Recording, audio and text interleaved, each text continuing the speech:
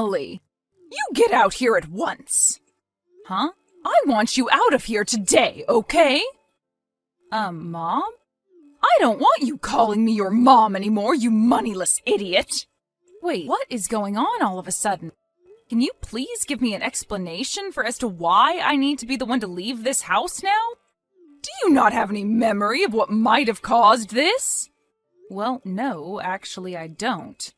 I don't even know what your reason is for calling me moneyless now either. This is the reason why you are poor! Why are you calling me poor this time around? Well, how about you calm down a little bit and stop calling me things like that?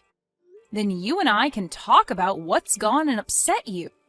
I took a look at the amount of money you have in that account, and after seeing what I saw, I have no reason to be calming down. You were taking a look at the money in my account? There was a checkbook on the living room table. Huh? The living room, wait. Are you kidding me, Diana? You've gone out and made another duplicate key to let yourself into our house without asking us? Could you please stop it with that reckless crap already? I've had enough of it now. You live over an hour away from our place as well, so how much free time do you have on your hands to be doing this all the time? Who the hell cares about something like that right now? Only $100 in your account? Excuse me, $100 in my account? What the hell does this mean? You're supposed to be working for one of the largest companies in America, and all you have in your account is $100? Don't tell me that this is all that remains from your compulsive spending. When Brad brought you over to my house saying that he really wanted to marry you, I heard from you that you're working for that huge conglomerate, and that's why I allowed you to be his wife. But now that the lid's been opened on your life, I can see that all you have left this month is $100. Tell me what the hell this is about right now. You lied to me about how you're not able to make squat in terms of income. You divorce my son right now and then get the hell out of his house. Well, before we get any further, let me tell you this. I have no idea what checkbook of mine you're talking about, as I don't remember having only $100 left in my bank account. And because of that, your reason for wanting me to divorce Brad and move out of the house is not going to work for me. Are you telling me that the things I saw with my own eyes just now are all false? I don't ever remember me leaving out a checkbook in the living room either, so that's another reason for me doubting you. But that's not even the main problem here. Ugh! Who the hell do you think you are? Freaking moneyless witch! Low-life whore! Overspending idiot! You have no right saying any of those things about me. I feel so bad for my little boy having been fooled by a witch like you. I'm going to get you both to divorce one way or another. Brad, did your friend's wedding finish up and everything? Yep. Right now we're all taking a break right before the after party begins. What's going on? Your mom has gone ahead and made herself yet another duplicate key for our place. What? I'm sure you were really enjoying yourself, so I'm sorry to have to bring this up now. No worries. I'm actually really happy you're telling me about this right now, so no need to apologize to me. But that last time she broke into our house, we took the key away from her, right? I know that. I even saw you doing that to her. But once again, she's gone and come into our house without our permission. Seriously? How many more times is she gonna make duplicate keys to get into our place? Tell me, what did she do this time while she was there?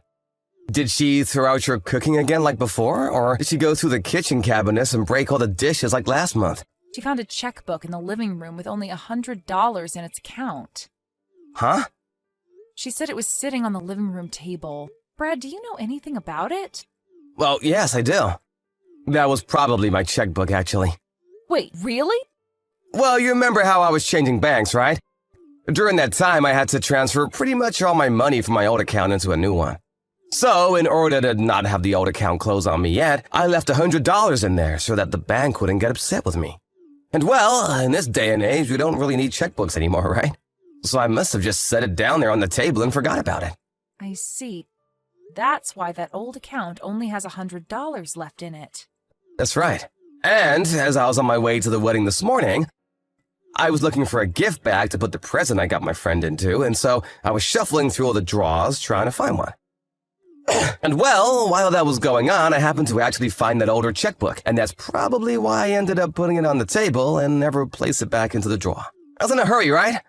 So I just left it there then. Now things are starting to make sense. I was wondering why I would have even pulled that old checkbook out in the first place, and now I remember what happened with it. See, I kind of get it now. Right now, I'm still on my way home from the business trip I've been on, so I haven't had any way of telling what all happened within the house while your mom was there. I'm sorry that leaving the checkbook out like that caused so much trouble for you. I'll talk with my mom about this. Yes, please do. Hold on a second. What's up? With what's happened here, don't you think we can use it to our advantage? What do you mean by that? Remember the last time my mom came in by herself with that duplicate key she made, and we talked about how horrible that was for us? You're talking about that conversation? Yep. I was actually being serious about all I was saying, so what'd you think? Good point. If you really are all right with going through with something like that, then by all means, let's do it. Well, there we go then.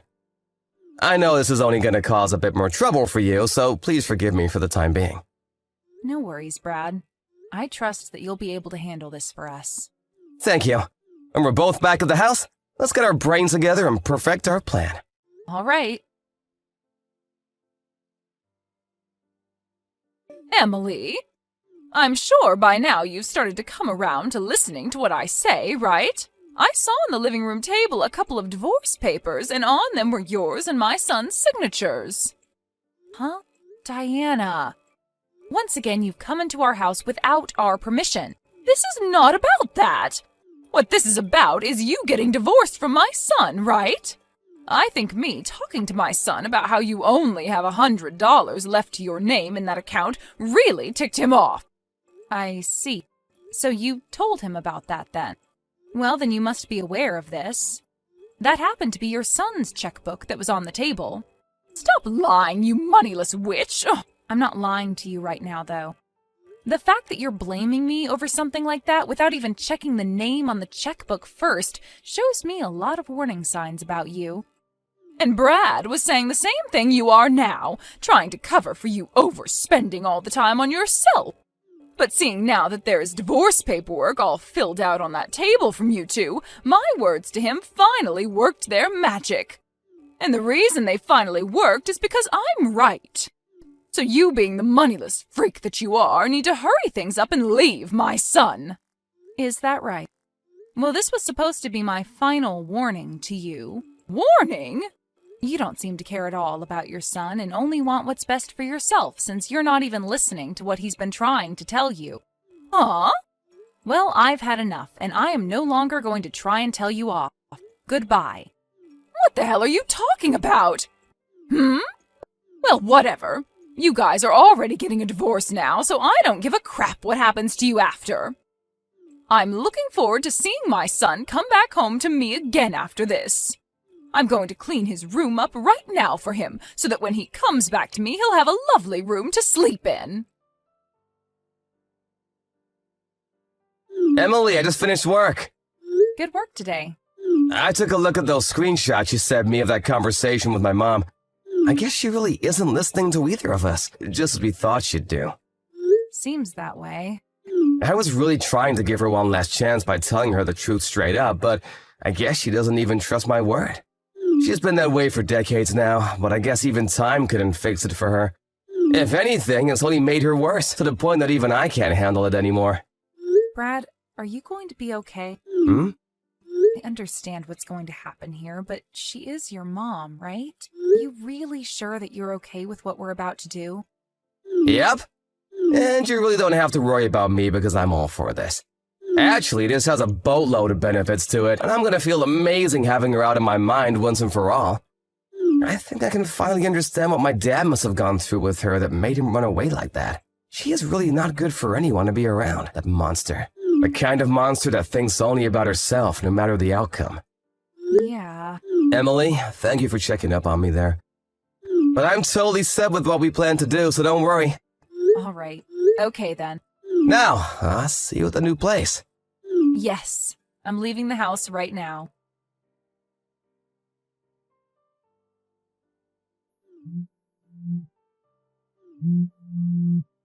Emily, what the hell is going on here? You were supposed to be leaving my son once and for all with that divorce, but my son has still not come home to me. So I went over to that house to see what was going on, but my frickin' key isn't working anymore. And on top of that, your neighbor is telling me that nobody's been living in your house for a while now. Where the hell have you and Brad run off to? I want my Brad back right now!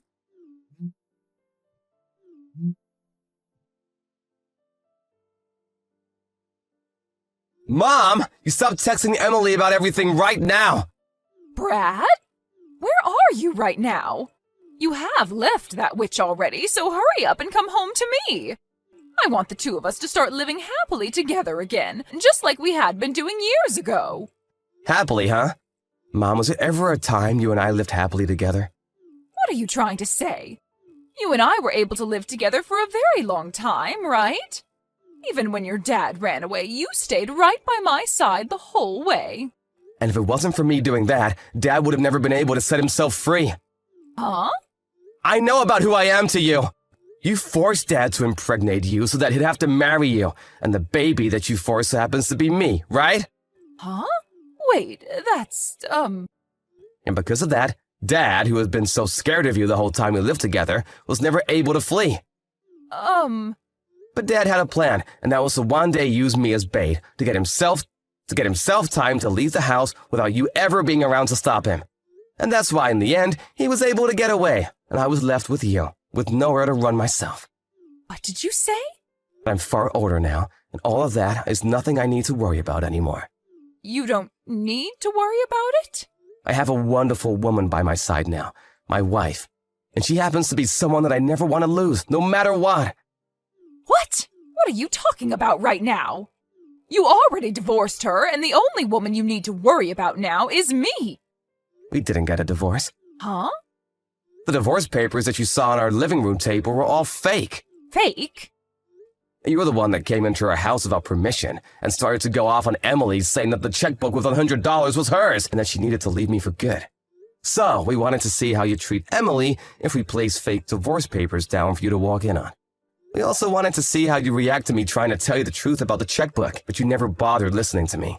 And well, we found out in the end how you'd react. Things turned out the way we didn't want them to with you, to the point that all we could do was laugh. Brad? I'm done being your son. What? I like to think of us moving to a new house without ever telling you as a first step, and me not being your family anymore, please. What the hell are you saying to me? Wait, don't tell me that witch is so upset about me finding out about the $100 she had left that she's forcing you to say all this to me and run away. Don't worry. I'll get you a lawyer and everything, and we can sue her butt. I told you before that the $100 checkbook was mine, right? You should be aware that it was my name printed on the front of that checkbook, right? Well, you totally ignored my name on it and blamed Emily as though she used all of her money up on herself and then asked for her to leave me. But for someone working for that large of a company to use up all her earnings to have only $100 left... I'll tell you one last time. That checkbook with only $100 in it is mine. And I explained to you before what that checkbook was and why it only had $100 in it, right? The fact that you're acting as though I never told you any of this. Do you have any idea how I'm feeling about that? Brad? No. There's no point in trying to talk with you anymore. So we're done here. Huh? This is me cutting ties with you. Wait! Stay the hell away from us forever.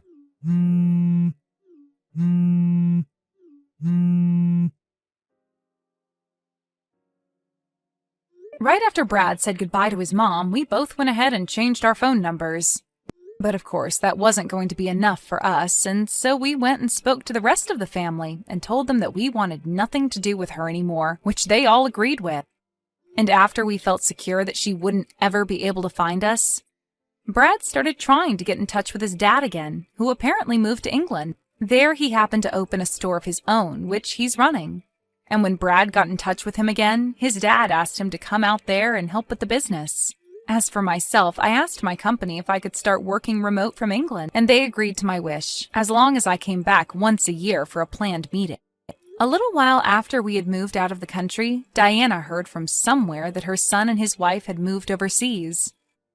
At that point, when she thought she'd never be able to give up, she stopped. I guess the knowledge that she could literally not get to us now without a plane ticket really got into her thick head. She's gone and settled down now and has moved into a retirement home where she's going to live the rest of her life now, since she has nobody left to come and take care of her.